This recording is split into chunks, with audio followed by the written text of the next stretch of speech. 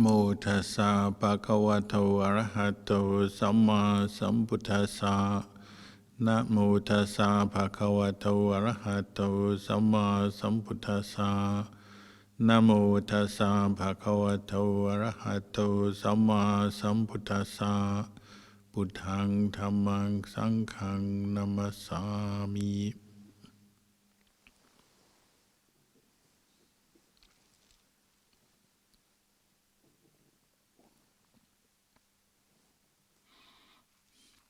Blessings, good evening.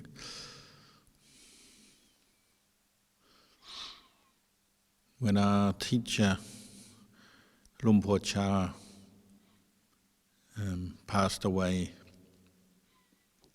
his body was kept in a coffin for about a year until the funeral preparations were completed, and there was a royal funeral, and the King and Queen of Thailand came to preside over that, and Sangha and laity came from all over the world for that event. But during that 1 year period, from the day when Lumpur Cha passed away and his body was interred or put into a coffin, and that coffin was moved to the main meditation hall in the monastery, groups of monks and nuns and lay people as well sat meditation in a vigil next to the coffin throughout the time, the whole year. It's what we call Pati Puja.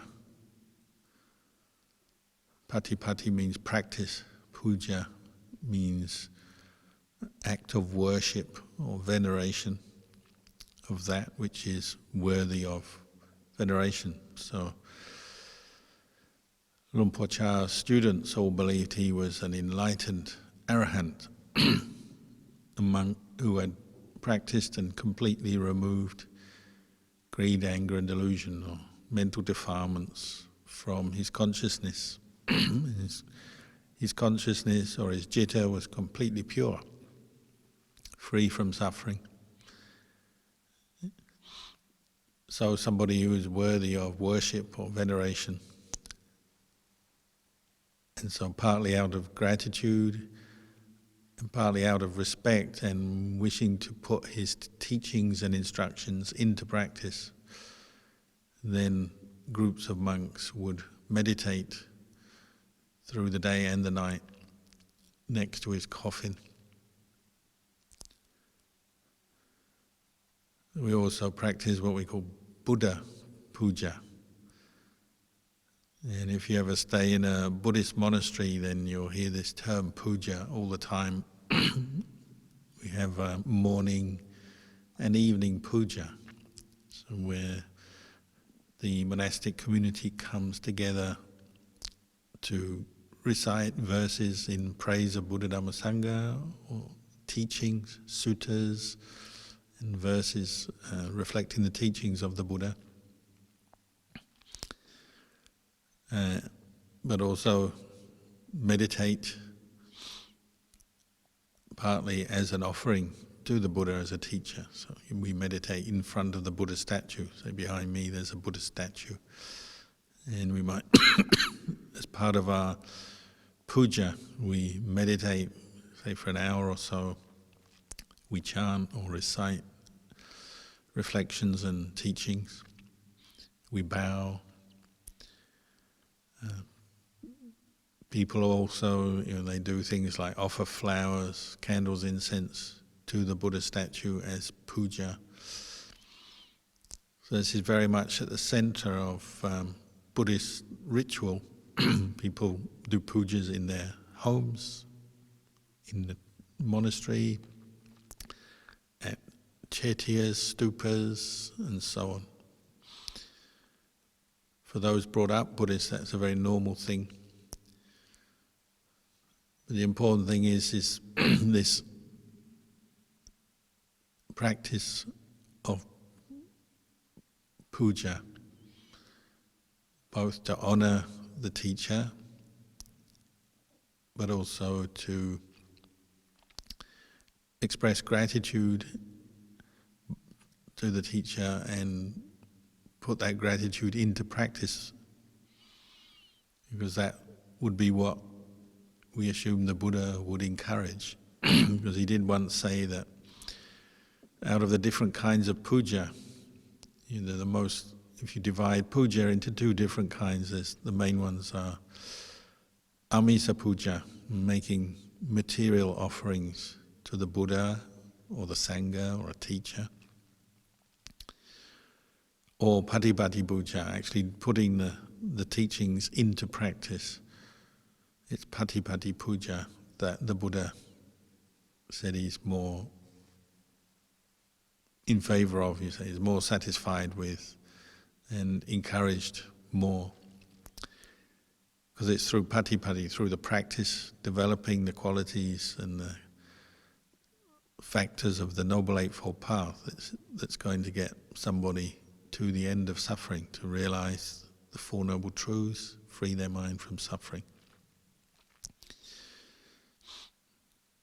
Offering material things as puja has its role, has its place in our life, and practicing generosity can be done as puja, whether it's charity, volunteering, being helpful. I mean, this is puja as well.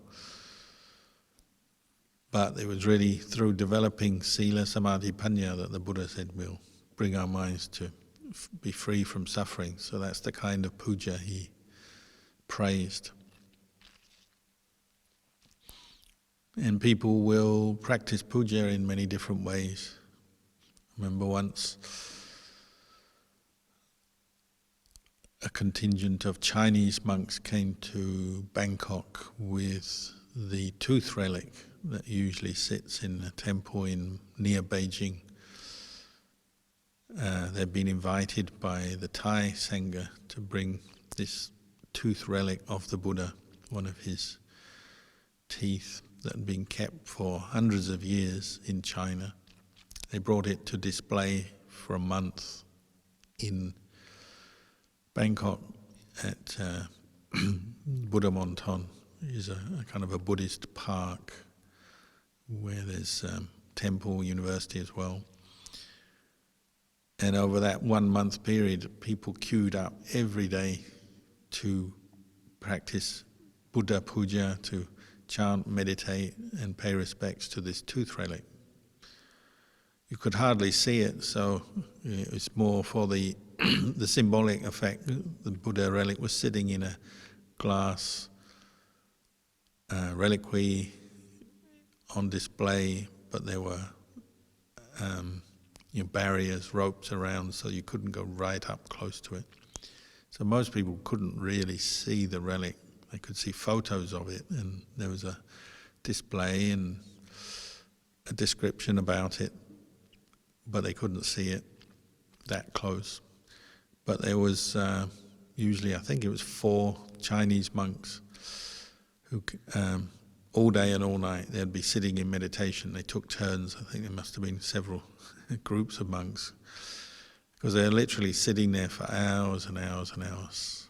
We say in puja, honouring the Buddha by practicing meditation right next to the relic of the teacher, the Buddha.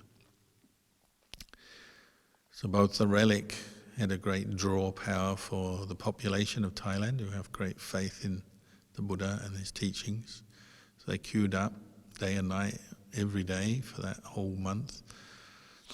But it also drew this incredible patipati puja out of the monks who came with the relic, and then others who went and sat meditation in the big hall where the relic was displayed. So Ajahn and myself and some of the other monks from Wat Mapchan went and spent a period of time meditating there.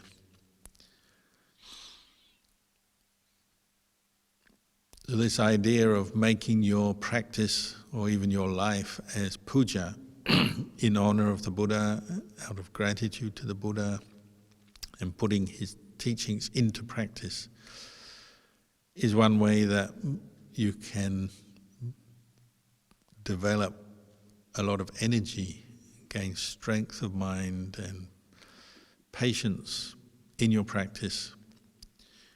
You say, for instance, most people find that if they practice meditation regularly, it might be that they have some occasions when they're uninspired or tired or distracted in some way by maybe a problem that's come up in their life that's just sort of making their mind very unsettled, agitated, anxious, and so on. If you meditate regularly, there'll be times when you find it challenging to meditate, difficult. Maybe your mind is just resistant or stubborn, doesn't want to do it at all. But this is one skillful means to deal with those occasions, is to recollect the Buddha, the Dhamma, the Sangha, teachers, and dedicate your practice to them. So people will do this and they'll say, I'm going to sit meditation for 1 hour. Many people find to sit meditation for a whole hour or even 2 or even 3 hours very difficult. But when they dedicate it to the Buddha or a teacher such as Ajahn Chah or another enlightened teacher, they get the energy up to do it, and they try harder because they make it into a puja. Not simply sitting down, just doing it in a kind of casual way or habitual way, but actually consciously making the resolve, I'm going to meditate as puja for the Buddha or for Ajahn Chah. Indeed, at Ajahn Chah's monastery every year on his death anniversary they have a 7-day retreat where people come and actually camp in the forest. Thousands of Sangha, monks, nuns and lay people meditate, listen to teachings, chant, all in honour of Luang Por Chah. So it draws out all this goodness and good effort from people. But the principle applies wherever you are. You can be at home, you might have the idea meditation is good, I want to meditate more. But you're struggling, you're distracted or you're tired or you're feeling weak or you're just not in the mood. But part of your mind might say, this is still a good idea, if I could do it, it's good. And one way to overcome the obstacles such as the tiredness or the resistance in the mind is to think of the Buddha or a teacher and dedicate the meditation on that occasion as puja. So this is why we call it puja when we do it, say, as a group in a monastery. But you can do it on your own as a puja as well, just quietly in your room or your place.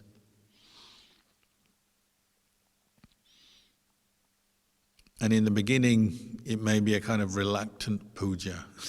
So like in a monastery, when you're a young junior monk, you have this thought, oh, I've got to go to the evening meditation or the morning meditation very early, 4 a.m., 5 a.m. There's a certain reluctance or seeing it as a kind of a chore that has to be done, but the mind is not fully inspired or motivated to do it. And that's very easy to happen when you do regular practice.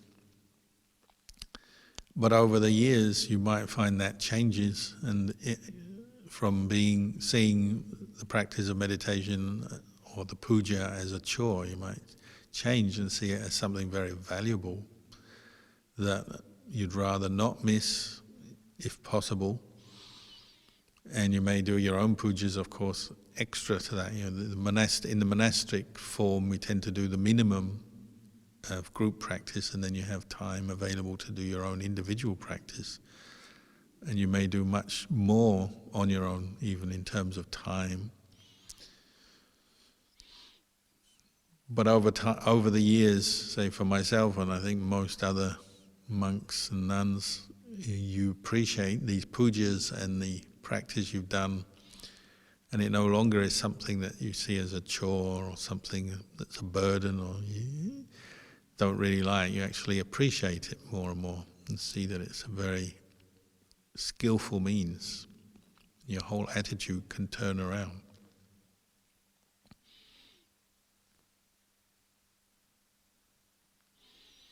One of the teachers, Lumpur Cha, praised over and over again. There's this one, we shorten his name, he's called Jau Kun No, or Jau Kun Norawat, lived in Wat Tape Serene in Bangkok. He's sort of affectionately known as the Arahant in the city. And he was known as a monk who never missed the puja. Morning, evening pujas, he was always there for the chanting, the meditation.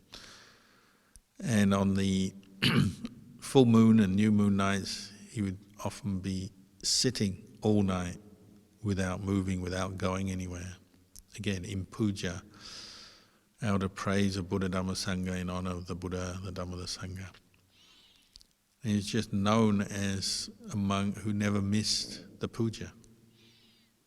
They say the only day he missed the puja was the day he died, the last day of his life, when he had this terrible cancerous tumor which was very painful and incurable and just growing off the side of his neck.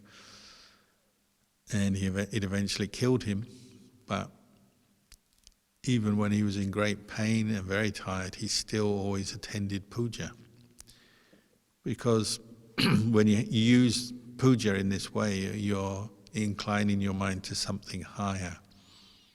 You're recollecting the Buddha, the Dhamma, the Sangha. You bring your mind up to a higher level, and you can even take it beyond, say, the normal aches and pains and discomforts of the body. Helps you to put up with those because you've focused your mind on Nibbana, the end of suffering, freedom from suffering, non-attachment, or the deathless. And you get great energy from that, and it sort of pulls your mind onwards and upwards. Whereas when we're not doing that, when our mind is caught up more in the attachment to the body and our own problems and issues and all the sort of more worldly, mundane thoughts we have, then of course that drags the mind down. The opposite.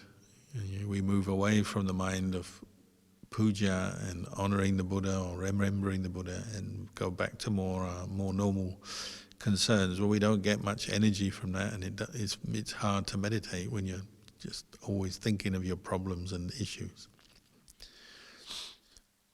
So Jau Kun No, he learned to rise above his own physical ailments, the aging and the illness of the body, rose above tiredness, because he quite regularly practiced meditation all night long.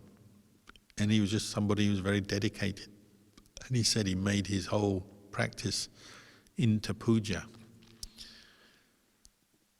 And his monastery, where he lived, is in the centre of Bangkok, so that's why they call him the Arahant in the city. It was a noisy, busy monastery with people coming and going all day. So he'd do his walking meditation at night. He'd start at midnight, come out of his hut and be walking up and down because no one was around at midnight. In the daytime he'd be more indoors, sitting.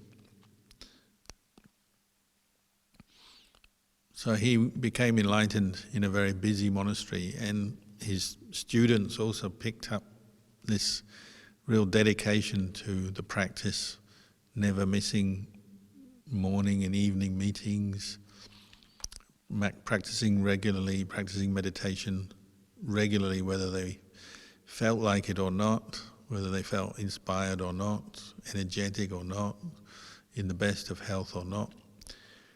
They learned to have that commitment. There was one of his students, it was called Lumpur Maha Ampan, who died a few years ago. He actually was slightly older than Jau Kun No.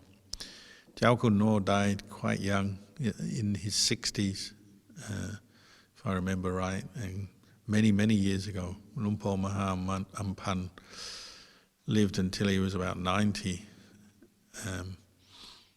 But he picked up the same characteristics as his teacher. He meditated every day, did his puja every day, until it was just part of who he was. And he kept the Vinaya, the monastic training rules, strictly, and he practiced the Brahmavihara Dhammas: metta, goodwill, karuna, compassion, mudita, sympathetic joy, and upekkha, equanimity, all the time. So when I had the privilege to go and see him, he was full of metta, very kind monk who would listen to everyone. Whoever went to see him to receive teachings, he would receive them, listen to their questions or their problems, and then give them advice without choosing. And that's the quality of metta, Brahmavihara, in practice. Just giving kindness to whoever, young, old, male, female, rich, poor, whoever, teaching them out of compassion. He was also a very humble monk. He took on this practice that his teacher, Ajahn Kalyano, also displayed. It's just this humility towards everyone, and particularly in the monastery, like you're aware, probably Buddhist monks, we have our hierarchy. Those who are ordained first will sit first, or take the food first, or take the lead in different things because they ordained first. Those who are more junior, ordained after, will sit after and kind of take their place in the line, further down the line, as it were. But Lord Ajahn Kalyano taught his students to just respect everybody, even though we do understand this hierarchical form in the monastic culture based on who ordains first, who ordains after. He encouraged his students to respect everyone as he did himself. So Luang Por Maha Ampan actually ordained before Ajahn Kalyano, but he always treated him as his teacher because Ajahn Kalyano became enlightened first. And whenever he went to see him, he would always hold his hands up in Anjali like that when talking to his teacher, even though his teacher was junior to him. And he would take the words of Ajahn Kalyano away, whatever his teacher taught, he would take them away and think about them, reflect on them, and then use those teachings, giving them great respect. These are qualities that not only Ajahn Kalyano displayed, but also came from a famous teaching. The Buddha, or Venerable Maha Kassapa, made a statement when he first became a monk. He asked for a blessing from the Buddha, and the Buddha said, well, while you're a Buddhist monk, always respect every Buddhist monk, both senior or junior. Always reflect on the teachings you receive, remember them, reflect on them, treat them with respect, and always keep your mindfulness in your body with the rupa khandha, the physical body. And Ajahn Kalyano embodied these teachings as well, and he passed the same teachings on to his students. Luang Por Maha Ampan, the monk that I knew, and others of his students. They all kept this up. So they had a great respect for teachings of the Dhamma. They'd always sit listening to the Dhamma with hands in Anjali, and then reflect on those teachings. And so many of his students progressed very far in the practice because they had these very beautiful qualities that kind of nourish the mind. When you're training the mind to understand Dhamma, you need a certain humility, because we all come to the practice with the opposite. We have our pride, our conceit, our ego. We are full of opinions and views about the world and life and who we are and what we want to be and so on. And we need certain ways to help us set aside the ego, the attachment to the sense of self, so that our mind can receive the Dhamma and understand the Dhamma. People often ask, why do we not progress in the Dhamma? Some people, they've been practicing the Dhamma maybe since they were born or for many years, And they always sort of complain and say, oh, my meditation hasn't got anywhere. Why is it so hard? Well, sometimes it's because they're missing something. They haven't set aside the ego yet. They haven't fully committed or sincerely committed to the Dhamma yet. That's something you've got to look at in yourself and see, well, how much have you really given to the Dhamma, to the Buddha, to the Dhamma, to the Sangha? It's that sincerity of commitment that seems to be a common thread or common characteristic in all the enlightened teachers. They just completely give themselves to the Dhamma.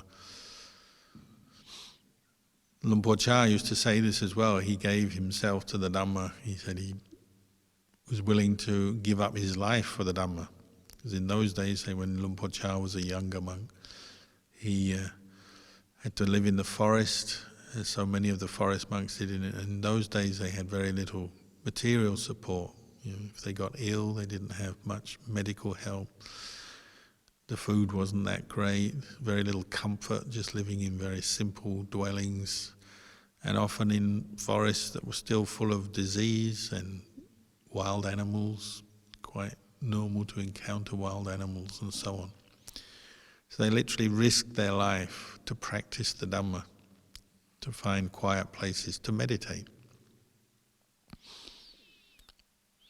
So if your practice, you still feel it hasn't progressed as well as you would like, there's still something missing or there's still something more that you need to develop, well, that's maybe a good starting point. Is come back to look at the sincerity of your commitment and see if you can increase that or improve on that.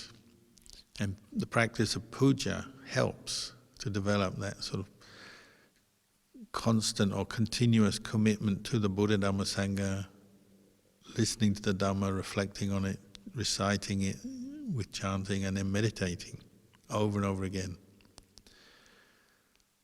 So I'd recommend getting into regular habits of practice and picking times of day, like ideally, morning and evening, even if you have a job to do, other things you have to do in your life, picking a time once or twice a day where you do your puja. And you really bring the Buddha, Dhamma, Sangha into your heart. As I said, when we're young monks and beginning our practice, we often have this sort of more perfunctory attitude where you just, I have to do the chanting, I have to do the meditation, maybe it hasn't gone in yet. But the idea is to bring that sincerity of attitude. You really want to know the truth. You really want to free your mind from suffering. Try and bring that up so that each time you meditate or listen to the Dhamma or recite the Dhamma, there's a real yearning for the truth, a real seeking of truth. Because that brings up energy and helps you to put up with your own stubborn, confused states of mind, put up with physical discomfort in your body as you're practicing meditation. You may be ill sometimes or feel tired or have aches in the body, pain in the body. It's quite common. You need certain mental qualities to overcome that or to put up with the discomfort, the tiredness, the distracted states of mind, so that you can go through them and let them go. So coming back to the Buddha, Dhamma, Sangha, that sincerity of faith and keeping it in the forefront of your mind can help there.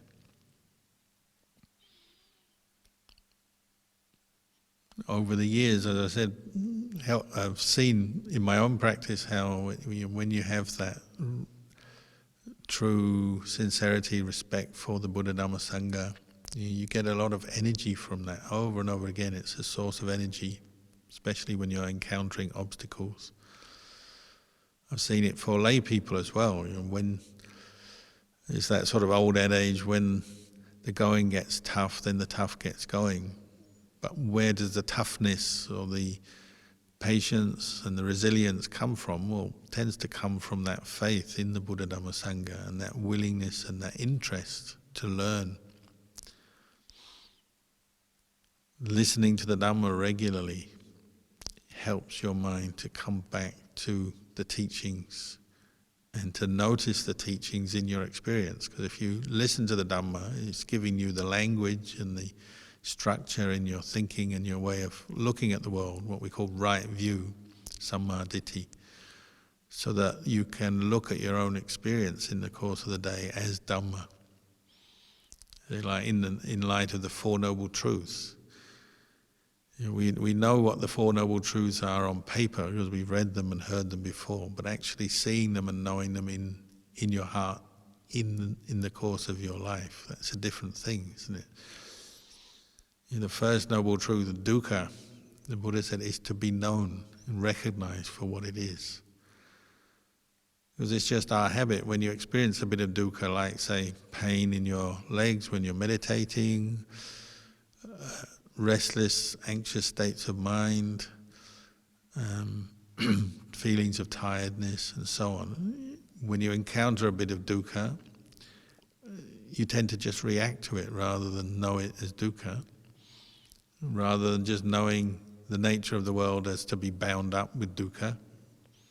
We tend to just react to it, and so we're always seeking distraction, get away from our dukkha, wanting more pleasure, more distraction so we don't have to face dukkha, or reacting with more dukkha.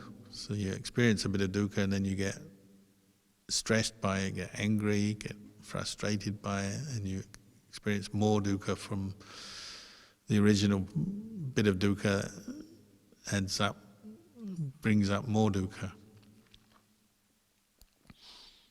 So just bringing up the First Noble Truth into your mind and that curiosity. What is it? What does it mean to know dukkha as dukkha?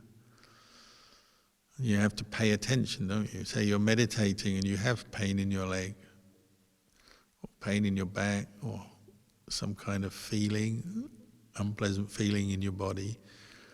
Being willing to look at that in the same way the Buddha and all the enlightened disciples of the Buddha did. You look at it, learn from it. What is it? Is it that bad? Is it as bad as you think? Do you really need to get away from it and distract yourself from it? Or can you actually learn from this bit of pain or tiredness or whatever it is that's coming up? It could be a painful memory, unpleasant thought pattern. Can you learn from it and just know it as dukkha rather than reacting to it? You have to set yourself that task, that challenge. So one of the ways you do that, well, we'll say you're meditating, is this determination not to move, not to finish the meditation early or give up. If you've decided to sit for 15 minutes, 30 minutes, 1 hour, or even 2 hours, whatever you've decided on, to stick with it, to complete the activity. And use that resilience and the determination to complete the meditation as a way to reveal dukkha or suffering as just suffering. Something that can be known, but without going to distraction or creating more suffering in the mind out of whatever the suffering is that you're looking at and learning from. Learning to sit with things, be with things, or if you're walking meditation, learning to be with that. It can be external suffering as well. The world is full of unpleasant experiences that come our way every day. Isn't it? What people say, we don't agree with what they say, or they don't treat us with the respect we would like. Maybe they have bias against us and they ignore us, or they actually treat us badly. We don't get what we want in a certain situation. The ups and downs, the uncertainties of life are constantly coming our way. But being willing to just sit with something and observe yourself, observe the suffering arising in your experience, but then observe it passing away because you're being resilient and patient and observing what's going on and using the First Noble Truth as a way of practice, knowing suffering as just suffering. That's all it is. And you notice when you're not very mindful, you take it all personally, don't you? Somebody says something you don't like, they're either directly critical or insult you, or they're directly critical of you, or they just say something you disagree with. When we're not very mindful and observant, we take it personally, as though it's a challenge that we have to go out and fight or dispute with them, argue with them, or at least feel resentment or anger towards them. But if you're practicing the First Noble Truth, you just say, this is dukkha. This is what it's like. It feels like this. It's not pleasant, of course, but it's just a feeling. What do feelings do? They arise, they pass away. There's not actually a person or a being in that. It's a phenomena that you can be mindful of. Feeling, painful feeling, painful physical feeling, painful mental feeling. And in the same way, you can be mindful of pleasant feeling, but not to attach to it or get lost in it or take it personally. My pleasure, my great pleasure. But just to know pleasant feeling is like this. It arises, it passes away. Unpleasant feeling is like this. It arises, it passes away. And this is the mind of wisdom. Contemplating the First Noble Truth, to see dukkha, suffering, as just suffering, is a mind of wisdom. It brings us wisdom, understanding of the way things are. Wisdom arises when we're not taking everything personally as some kind of personal problem, personal suffering that the world is bringing us, but just knowing the experience as it is, and then letting go. Sometimes the Buddha would teach this. He'd say, what I teach, just suffering arises and suffering passes away. Really, that's the nature of human existence. Phenomena arising, passing away. Sight, sound, taste, smell, touch. Physical feelings in your body, mental experiences arising and passing away. When you can see that, you're seeing the First Noble Truth. You have insight, you have wisdom at that moment. And if you've seen something before, you can see it again. So you gain strength from that, and you say, I've seen this before. I've seen suffering arise and pass away before. I can do it again. I can bear with this. I can be with it without creating any extra suffering, without making it into a personal problem or wanting to blame the world, blame somebody, blame yourself, blame another person. Knowing suffering arising and passing away is just knowing. It's not personal, it's not a person, a being, me, you, us, them. It's just knowing, this is the way it is.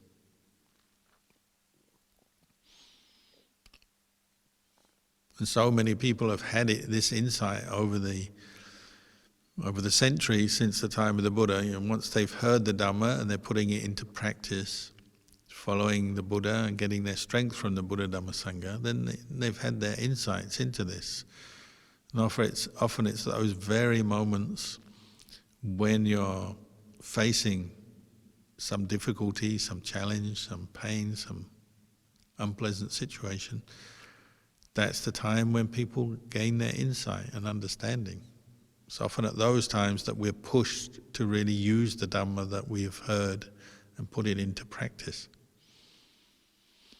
When everything's going well, we tend to relax, don't we? We become complacent and we kind of forget the Dhamma, forget the Four Noble Truths, don't need it, put it to one side and enjoy life. And it's not that the Buddha didn't want us to enjoy life, but he just pointed out that enjoyment, pleasure, what you might call worldly happiness, is deluding. It lulls us into a false sense of security, and we don't see that just around the corner some pain and suffering may be waiting.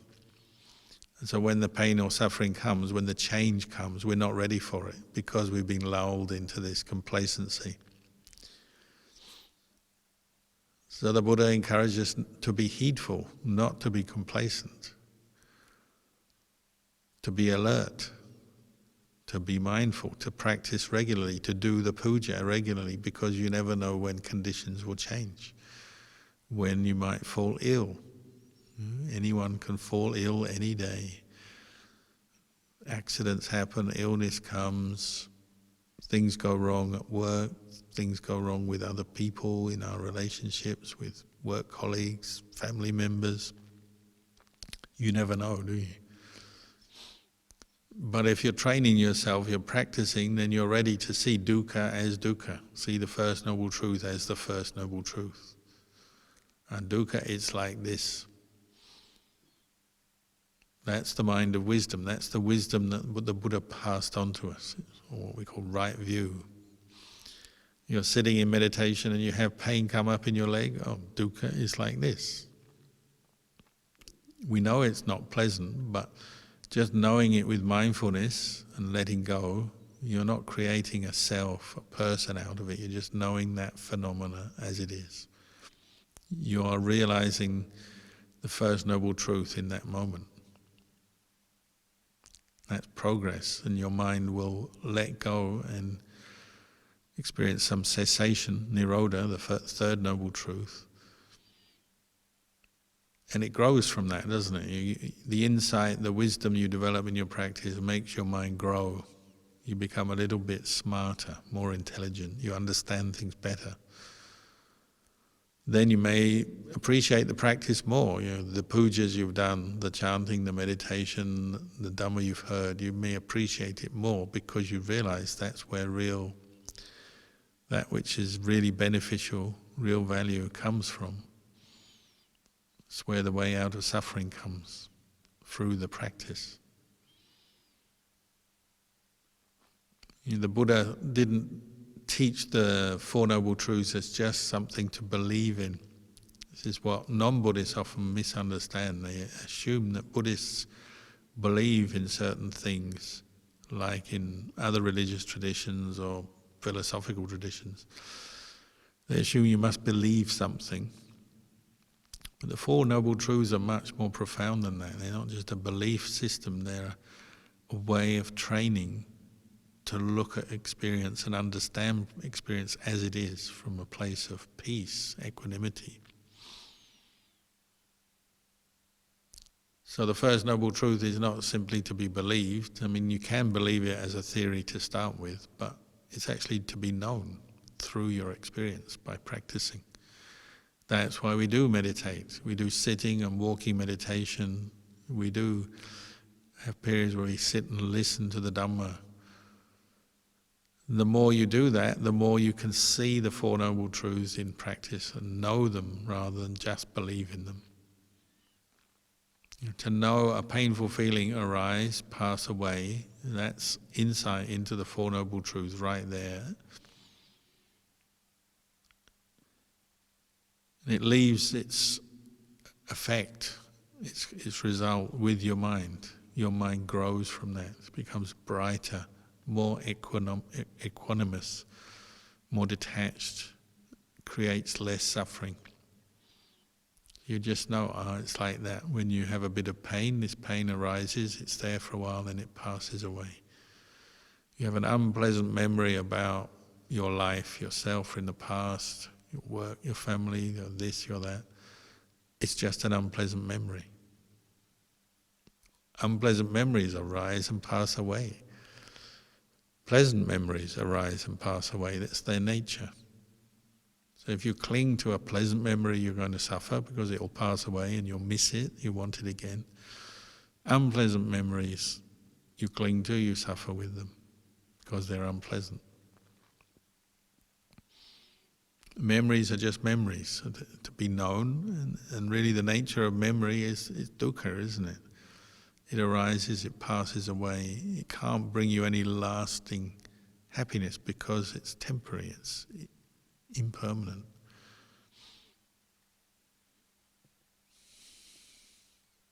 Today someone was asking me about whether I believed in rebirth and past lives, future lives, the cycle of birth and death. And I said, well, I don't just believe in it. Now I just know it. That's the way things are. That's the way phenomena are. They arise and they pass away. And at death is simply you might say a convention. It's a label we put on the experience of the body when it stops breathing for some reason. We call it death. But the citta, the mind, doesn't die. As long as you're still creating karma and you still have attachment, then it goes on to another existence. Just as we came into this existence as humans from our last existence, whether we were human or animal or deva or ghost, whatever. Through the practice, you go beyond doubt about birth and death, karma and the results of karma. But it's not just through belief, say belief in a theory, it just comes from observing the way things are. As long as your mind is still making karma, good or bad, then the causes of birth and death are still there.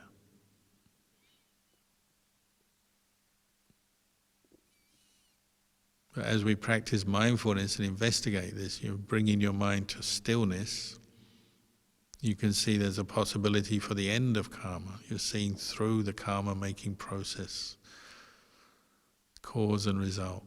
It's possible that the mind could get to a point where it just completely becomes still, empty of this self. What is it that makes karma? Is the belief in a self, the idea of a self, the attachment to body, thoughts, feelings, memories, consciousness as self. That's what makes karma and keeps the whole thing going. But if you're reversing that process by cultivating the path, stilling the mind, mindfulness, samadhi, insight, then you're reversing the process. You're gradually letting go of the part of the mind that just keeps following craving and making more karma. One day that process will come to an end. Whether it's this life or a future life, you don't need to think. You just work on stilling the whole process so you don't keep suffering.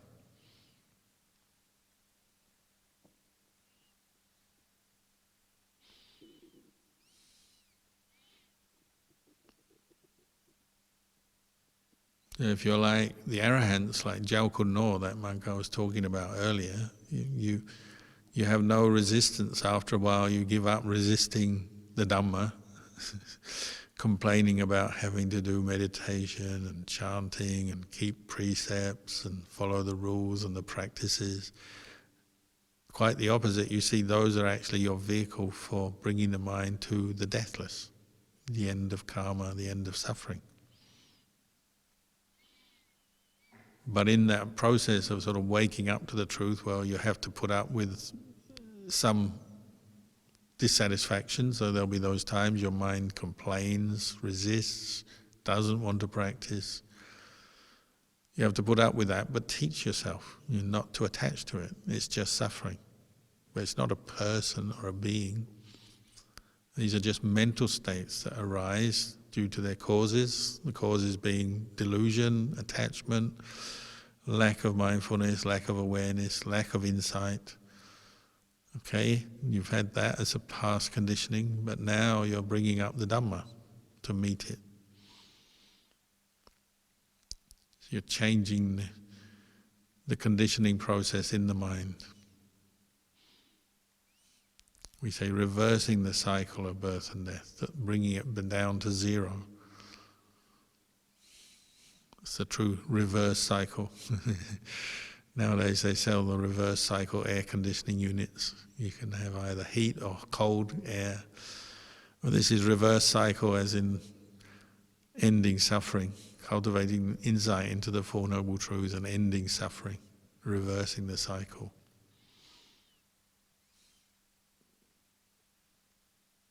Every time you establish mindfulness and reflect on the impermanence of your five khandhas, the body and mind, you're reducing the causes for future birth. You can understand about birth and death in this way.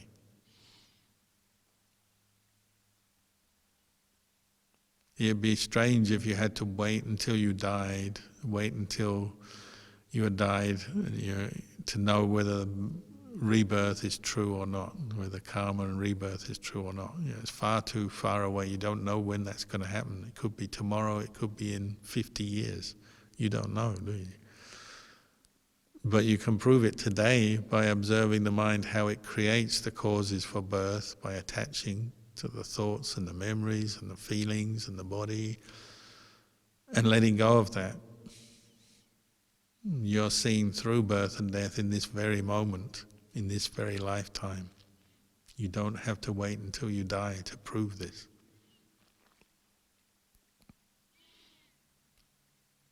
So heedfulness leads to the deathless. One who's heedless is as if dead already, the Buddha said. Ajahn Chah used it with mindfulness. He said, when you're not mindful, it's like your mind dies for a few moments. If you're not mindful for 5 minutes, you're lost in your suffering and your reactions of love and hate and dislike and like. Then you're like dead for 5 minutes. Because in that moment you can't reverse the cycle of birth and death. You can't cut through it because you're not mindful. But as soon as you establish mindfulness, if it's only for a short period, you're reducing the causes for more birth and death. So you'll have less lifetimes to suffer the more mindfulness you practice. It's better for you. If you practice mindfulness, it's always good for you. You can cut off the deluded mind, the mind that's creating suffering.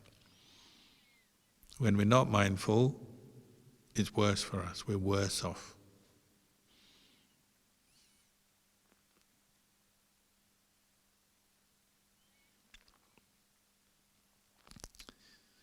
So there are a few thoughts on the practice tonight, on the practice of puja, Buddha puja, Dhamma puja, Sangha puja. I encourage you to get into a good routine, because this is where your practice will grow. And I think over time you'll find that even if sometimes you find it a chore, a burden, I think over time you'll find it actually is something very helpful for you to progress in the Dhamma. So I wish that for you all. May you all progress in the Dhamma and see and understand the Four Noble Truths like the Buddha.